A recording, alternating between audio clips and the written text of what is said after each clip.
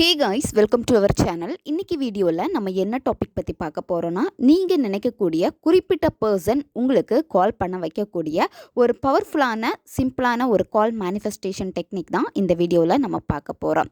ரொம்ப நாள் ஆயிருக்கும் அந்த பர்சன் கிட்ட பேசி, உங்களுக்கு அந்த பர்சன் கிட்ட ஏதாச்சும் மனக்கசப்போ சண்டைகள் இந்த மாதிரி இருந்திருக்கலாம். அந்த பர்சன் இப்போ உங்ககிட்ட பேசாமல் இருக்காங்க, உங்களுக்கு கால் பண்ணுறது கிடையாது, மெசேஜ் பண்ணுறது கிடையாது.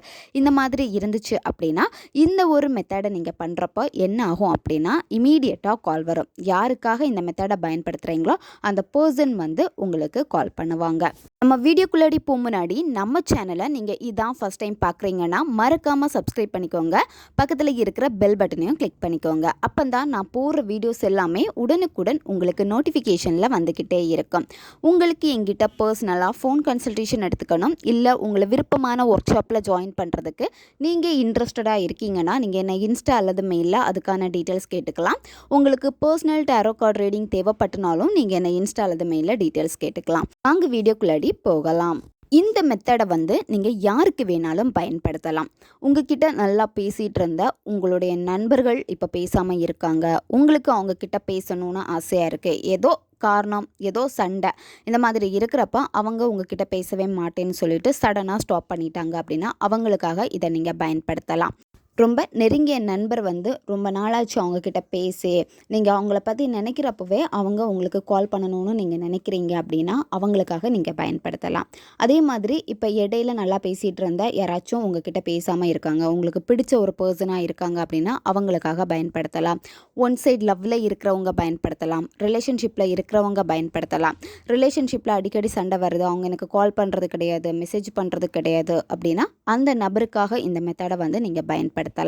இதை தவிர்த்து கணவன் மனைவிக்கு இடையில ரெண்டு பேருக்கு இடையில சரியான பேச்சுவார்த்தை கிடையாது, பாண்டிங் கிடையாது, அவங்கக்கிட்ட எனக்கு பேசணும்னு தோணுது ஆனால் அவங்க என்கிட்ட பேச மாட்டேங்கிறாங்க அப்படின்னா நீங்கள் அவங்களுக்காக பயன்படுத்தலாம். இந்த மாதிரி யார் வேணாலும் இந்த மெத்தடை பயன்படுத்தலாம். இந்த மெத்தடை நீங்கள் எந்த இடையில ஸ்டார்ட் பண்ணணும்னா வளர்பிறை நாட்களில் தான் இந்த மெத்தடை நீங்கள் செய்யணும். இந்த மெத்தடை செய்கிறதுக்கு உங்களுக்கு தேவைப்படுறது ஒரு A4 ஷீட் பேப்பர் தேவைப்படும். நீங்கள் எடுக்கக்கூடிய பேப்பர் ரொம்ப பிளைன் பேப்பராக தான் இருக்கணும், லைன் எதுவுமே போட்டிருக்க கூடாது. அந்த பேப்பர் பார்த்தீங்கன்னா ஃபுல்லாக A4 ஷீட்டுனா முழு பேப்பரும் தேவைப்படாது. அதில் நீங்கள் சின்னதாக பாதியாக கட் பண்ணி எடுத்துக்கோங்க. நீங்கள் ரிலேஷன்ஷிப்பில் இருக்கீங்க, உங்களுடைய லவ் ஒன் சைடாக லவ்வாக இருக்குது, ஹஸ்பண்ட் அண்ட் ஒய்ஃபாக இருக்கீங்க, ஸோ இந்த மாதிரி ரிலேஷன்ஷிப்பில் நீங்கள் இருக்கீங்க அப்படின்னா நீங்கள் ரெட் கலர் பென் தான் இங்கே பயன்படுத்தணும். நீங்கள் உங்களுடைய நண்பர்களுக்காக பயன்படுத்த போகிறீங்க அப்படின்னா நீங்கள் ப்ளூ கலர் பென் பயன்படுத்தலாம். அதே இது பெற்றோர் குழந்தைகளுக்காக, குழந்தைகள் பெற்றோர்களுக்காக இந்த மாதிரி ரிலேஷன்ஷிப்பில் நீங்கள் இருக்கீங்க அப்படின்னா நீங்கள் க்ரீன் கலர் பென் பயன்படுத்தலாம். இந்த மெத்தடை நீங்கள் எந்த நேரத்தில் செய்யணும் அப்படின்னா நீங்கள் நைட்டு தூங்க போகிறதுக்கு முன்னாடி இந்த மெத்தடை செய்யணும். அப்படி இல்லைன்னா காலையில் பிரம்ம முகூர்த்த நேரம், நீங்கள் 3 மணிலேருந்து 5 மணி இந்த இடைப்பட்ட நேரத்துக்குள்ளாடி இந்த மெத்தடை நீங்கள் செஞ்சு முடிச்சிடுங்க. இந்த மெத்தடை நீங்கள் செய்கிறதுக்கு நான்வெஜ் சாப்பிட்டுட்டு இந்த மெத்தடை செய்யலாம், பெண்கள் தீட்டு சமயத்தில் இந்த மெத்தடை செய்யலாம். ஏன்னா இது லா ஆஃப் அட்ராக்ஷன் மெத்தட் தான், எந்த விதமான தாந்திரிக மெத்தடுமே கிடையாது. இந்த மெத்தடை செய்கிறப்போ நீங்கள் யாருக்காக இந்த மெத்தடை பயன்படுத்த போகிறீங்களோ, யார் உங்ககிட்ட பேசணும்னு நினைக்கிறீங்களோ அந்த பர்சனுடைய ஃபோட்டோ உங்ககிட்ட இருக்குது அப்படின்னா அவங்களுடைய ஃபோட்டோ பாருங்கள். அவங்கக்கிட்ட நீங்கள் நல்லா பேசுங்க. அதாவது நீங்கள் ஒரு ஃப்ரெண்டை பார்த்தா எப்படி பேசுவீங்களோ, இல்லை அவங்க உங்களுக்கு கால் பண்ணுறப்போ நீங்கள் எப்படி அவங்கக்கிட்ட பேசுவீங்களோ, ரொம்ப சந்தோஷமாக பேசுவீங்க. சந்தோஷமான உணர்வு நிலையில் சந்தோஷமான வார்த்தைகளை மட்டும்தான் நீங்கள் அங்கே பேசணும். அதே இது நீங்கள் நெகட்டிவாக ரொம்ப கோவமாக இருக்கீங்க, நீங்கள் அவங்கக்கிட்ட பேசுகிறப்பவே சண்டை போட்ட விஷயங்களை பற்றி தான் நீங்கள் பேசிகிட்டே இருக்கீங்க, அப்படி இல்லைன்னா நீங்கள் ஏதாச்சும் ஒரு காரணம் இதுதான் அப்படின்னு சொல்லிட்டு ஏதோ ஒரு நெகட்டிவாக பேசுனீங்க அப்படின்னா அது உங்களுக்கு நெகட்டிவாக இருக்குமே தவிர அவங்களுடைய அந்த பாண்டிங் பார்த்தீங்கன்னா உங்களுக்கு நல்ல ஒரு சந்தோஷத்தை கொடுக்காது. உங்களுக்கு அவங்க கோபம், வெறுப்பு இதை தான் திரும்ப திரும்ப காமிச்சிக்கிட்டே இருப்பாங்க. அதனால் நீங்கள் அவங்கக்கிட்ட பேசணும்னு நினைக்கிறீங்க அப்படின்னா முதல்ல உங்கள் மனதை நீங்கள் ரெடி பண்ணணும்.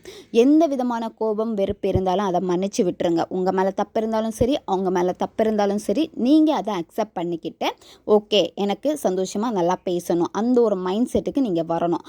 அப்படி இருந்தால் மட்டும்தான் நீங்கள் எக்ஸ்பெக்ட் பண்ணுறது உங்களுக்கு நடக்கும். அப்படி இல்லைன்னா நெகட்டிவாக நீங்கள் நினச்சிங்கன்னா நெகட்டிவ் தான் உங்களுக்கு நடக்கும். அதனால் உங்களுடைய மனதை முதல்ல நீங்கள் ஒருநிலைப்படுத்தி சந்தோஷமான விஷயங்களை அவங்க ஃபோட்டோ பார்த்து பேசுங்க. அவங்க ஃபோட்டோ உங்ககிட்ட இல்லை அப்படின்னா நீங்கள் என்ன பண்ணணுன்னா அவங்கள நீங்கள் மனசார உங்களுடைய மனக்கண்ணால் நினச்சிட்டு அந்த பர்சன் கிட்ட நீங்கள் பேசுங்க. நல்ல வார்த்தைகளை பேசுங்க. எப்படி நீங்கள் பேசணும்னு ஆசைப்பட்றீங்க, அந்த நபர் எப்படி உங்ககிட்ட பேசணும்னு நீங்கள் விருப்பப்படுறீங்களோ இந்த மாதிரி நீங்கள் எண்ணங்கள் எல்லாத்தையுமே பாசிட்டிவாக வச்சு நீங்கள் க்ரியேட் பண்ணுங்கள். உங்களுடைய இமேஜினேஷன் வந்து ரொம்ப அழகாக இருக்கும். அதுக்கப்புறம் நீங்கள் என்ன பண்ணணும் அப்படின்னா, நீங்கள் எடுத்து வச்சுருக்க பேப்பர், இந்த பேப்பர் பென் எல்லாமே எடுத்து வச்சுக்கோங்க. நீங்கள் மெத்தடு செய்கிறப்ப வந்து பார்த்திங்கன்னா ஒரு கேண்டில் வந்து பற்ற வச்சுருங்க. கேண்டிலோ அல்லது ஒரு தீபமோ போட்டு வச்சுருங்க. அந்த ஒளியில் உட்காந்துட்டு தான் இந்த மெத்தடை வந்து நீங்கள் செய்யணும். நீங்கள் எடுத்து வச்சுருக்க பேப்பர் பென் இதில் வந்து நீங்கள் இப்போ உங்களுக்கு வீடியோ இமேஜில் காமிச்சிருக்க மாதிரி நீங்கள் இதை வரையணும். ஃபஸ்ட்டு நீங்கள் என்ன பண்ணணுன்னா, அந்த ஸ்டாரை வந்து நீங்கள் போட்டுருங்க. ஸ்டாரை போட்டுட்டு மேலே தொடங்கக்கூடிய ஃபஸ்ட்டு இதில் உங்களுடைய பார்ட்னருடைய பேரை வந்து நீங்கள் எழுதணும். நீங்கள் அவங்கள என்ன நேமில் அதிகமாக கூப்பிடுவீங்களோ அந்த பெட் நேம் தான் நீங்கள் எழுதணும். அப்படி இல்லைன்னா உங்கள் மொபைலில் என்ன நேமில் சேவ் பண்ணி வச்சுருக்கீங்களோ அந்த நேம் தான் நீங்கள் எழுதணும். அதுக்கப்புறமா நீங்கள் மேலே இருந்து ஸ்டார்ட் பண்ணிவிட்டு அடுத்த முக்கோணம் வலது பக்கமாக தான் நீங்கள் வரணும். அடுத்து உங்களுடைய பேரை வந்து எழுதுங்க. அதுக்கு கீழே வந்து உங்கள் பார்ட்னருடைய பேர், அடுத்து உங்கள் பேர், அதுக்கப்புறம் இடது பக்கம் போயிடும் உங்களுடைய பார்ட்னருடைய பேர், அதுக்கு மேலே வந்து உங்களுடைய பேர். இந்த மாதிரி இந்த ஒவ்வொரு முக்கோணத்துலேயும் நீங்கள் எழுதிடணும். எழுதிட்டு நடுவில் வந்து அந்த பர்சனுடைய மொபைல் நம்பர் நீங்கள் எழுதுங்க. அந்த மொபைல் நம்பரை எழுதிட்டு கீழே 3 லைன்ஸ் வந்து இந்த மாதிரி நீங்கள் போடணும். அடுத்து நீங்கள் என்ன பண்ணணும் அப்படின்னா, நீங்கள் எழுதக்கூடிய ஒவ்வொரு அந்த முக்கோணம் இதுக்கு மேலே வந்து 1111 இந்த ஏஞ்சல் நம்பர் நீங்கள் எழுதணும். மெதுவாக பொறுமையாக ரசித்து தான் நீங்கள் எழுதணும். ஸ்பீடாக எழுதவே கூடாது. உங்கள் எண்ணங்கள் எல்லாமே சந்தோஷமான ஒரு உணர்வு நிலையில் வச்சு தான் நீங்கள் எழுதணும். இந்த மாதிரி நீங்கள் ஃபுல்லாக போட்டு முடிச்சுட்டு லாஸ்ட்டில் என்ன பண்ணணும் அப்படின்னா, கால் மீ இமீடியட்லி.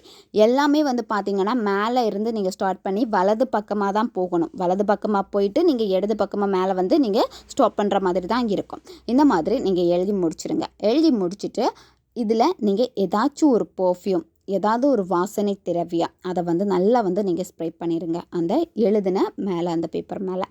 அந்த பேப்பரை வந்து நீங்கள் என்ன பண்ணணுன்னா, நைட்டு தூங்க போகிறப்போ இதை வந்து ஒரு 2ஆக மடித்து உங்களுடைய தலகாணிக்கு அடியில் வச்சுட்டு நீங்கள் தூங்கணும். மெத்தடை முடிச்சதுக்கப்புறமா நீங்கள் மொபைல் எடுத்து பார்க்கக்கூடாது, யார்கிட்டையும் பேசக்கூடாது. நீங்கள் அப்படியே தூங்கிடணும். மறுநாள் காலையில் நீங்கள் எந்திக்கிறப்பவே நீங்கள் தலகாணிக்கு அடியில் வச்ச இந்த பேப்பர் என்ன பண்ணணுன்னா, உங்களுடைய மொபைல் பவுச்சில் நீங்கள் வச்சுருங்க. மொபைல் பவுச் நீங்கள் யூஸ் பண்ணலை அப்படின்னா உங்களுடைய பர்ஸில் நீங்கள் வைக்கலாம்.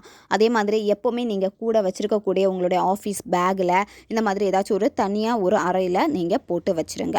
இதை தொடர்ந்து நீங்கள் 1 மாதம் வரைக்கும் அப்படியே வச்சுக்கோங்க. உங்கள் கூடவே இருக்கிற மாதிரி வச்சுக்கோங்க. வாரத்துக்கு ஒரு நாள் நீங்கள் என்ன பண்ணணும் அப்படின்னா, நீங்கள் என்ன பர்ஃப்யூம் முதல்ல நீங்கள் யூஸ் பண்ணிங்களோ அதே பர்ஃப்யூம்னால் வந்து அந்த பேப்பரை எடுத்துகிட்டு நைட்டு தூங்க போகிற முன்னாடி ஸ்ப்ரே பண்ணிடுங்க. இந்த மாதிரி வாரத்துக்கு ஒரு வாட்டி நீங்கள் பண்ணிகிட்டே இருக்கணும். 1 மாதம் முடிச்சதுக்கப்புறமா அந்த பேப்பரை வந்து நீங்கள் ஈவினிங் 6 மணிக்கு மேலே நீங்கள் அதை எரிச்சிருங்க. இந்த மெத்தடை செஞ்ச ஃபஸ்ட் டேவே அந்த பர்சனுக்கு உங்களுடைய எண்ணங்கள் உருவாக ஆரம்பிக்கும். என்னத்தான் அவங்க கோபமாக இருந்தாலும் சரி, உங்ககிட்ட பேச பிடிக்கலைன்னு சொல்லிட்டு இருந்தாலுமே சரி, அவங்க உங்களை பற்றி நினைக்க ஆரம்பிச்சிடுவாங்க. உங்களுக்கு உடனே கால் வரும். ஒரே நாளில் உங்களுக்கு கால் வரும்.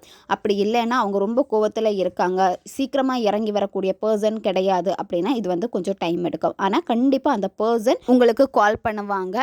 அவங்க ஃப்ரெண்டுக்கிட்டேயாவது உங்களை பற்றி பேசுவாங்க. அவங்க உங்களை பற்றி பேசாமல் இருக்க மாட்டாங்க, நினைக்காமல் இருக்க மாட்டாங்க. ஏன்னா நீங்கள் மெத்தட் செஞ்ச ஃபஸ்ட் டேயில் இருந்தே அந்த நபருக்கு உங்களுடைய எண்ணங்கள் வந்து அதிகமாக ஆரம்பிச்சிடும். அவங்களுக்கே ஏக்கம் வர ஆரம்பிக்கும். உங்ககிட்ட பேசணும், உங்களை மிஸ் பண்ணுற மாதிரி இந்த மாதிரி அவங்களுக்கு தோண ஆரம்பிக்கும். அவங்களே உங்களை தேடி வருவாங்க. நன்மைக்காக மட்டுமே பயன்படுத்துங்க. தேவைப்படுறவங்க இதை பயன்படுத்தி பாருங்கள். ஓகே காய்ஸ், நம்ம சேனல் உங்களுக்கு பிடிச்சிருக்குன்னா மறக்காமல் சப்ஸ்கிரைப் பண்ணிக்கோங்க. வீடியோவை தேவைப்படுற உங்கள் ஃப்ரெண்ட்ஸுக்கு மறக்காமல் ஷேர் பண்ணுங்கள். அவங்களுக்கும் இது உபயோகமாக இருக்கும். இன்னும் நிறைய வீடியோஸ் நம்ம சேனலில் அப்லோட் ஆகிட்டே இருக்கும். அதனால் பக்கத்தில் இருக்க பெல் பட்டனையும் மறக்காமல் ப்ரெஸ் பண்ணி வச்சுக்கோங்க. அப்போ தான் நான் போடுற வீடியோஸ் எல்லாமே உடனுக்குடன் உங்களுக்கு நோட்டிஃபிகேஷனில் வந்துக்கிட்டே இருக்கும். அடுத்த வீடியோவில் சந்திக்கலாம். நன்றி.